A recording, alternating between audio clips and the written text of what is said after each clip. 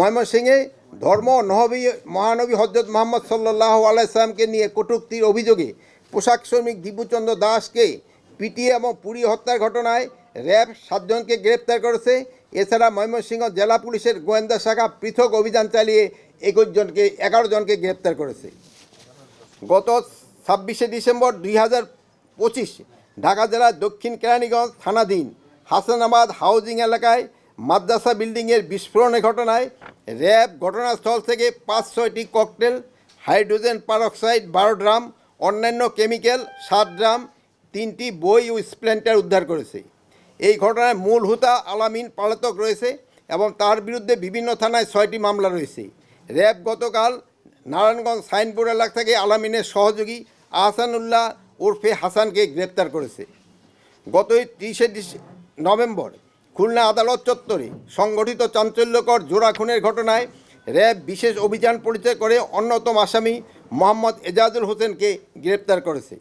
মূলত এইসব বিষয় নিয়ে আজ কুরকুরিতের সময় আমাদের আলোচনা হয়েছে।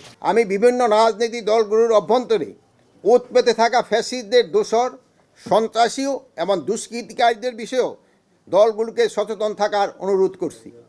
বিভিন্ন রাজনৈতিক দলে কিছু নেতাকর্মী ভালোভাবে না জেনে ফ্যাসিস্টদের দোসর, সন্ত্রাসী ও দুষ্কৃতিকারীদের তাদের দলে স্থান দিচ্ছে বলে আমরা খবর পাচ্ছি। এ বিষয়ে রাজনৈতিক দলের নেতৃবৃন্দকে অনুরোধ করব, এসব খোলস পাল্টানো দুষ্কৃতিকারীদের চিহ্নিত করে এদের থেকে দূরে থাকুন। প্রয়োজনে আইনশৃঙ্খলা বাহিনীর সহযোগিতা নিন, তাহলেই আইনশৃঙ্খলা পরিস্থিতি নিয়ন্ত্রিত থাকবে বলে আমার বিশ্বাস। গত 13 ডিসেম্বর 2025 তারিখ থেকে চালু হওয়া অপারেশন ডেভিল হান্ট ফেজ 2 অভিযানে গত 26শে ডিসেম্বর 2000 তারিখ পর্যন্ত 9,993 জনকে গ্রেপ্তার করা হয়েছে।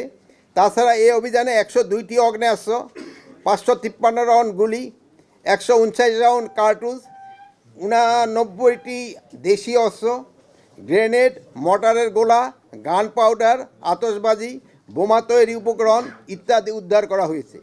এ সময় মামলা ও ওয়ারেন্ট মূলে প্রায় 12,348 জন সহ সর্বমোট 22,341 জনকে গ্রেপ্তার করা হয়েছে।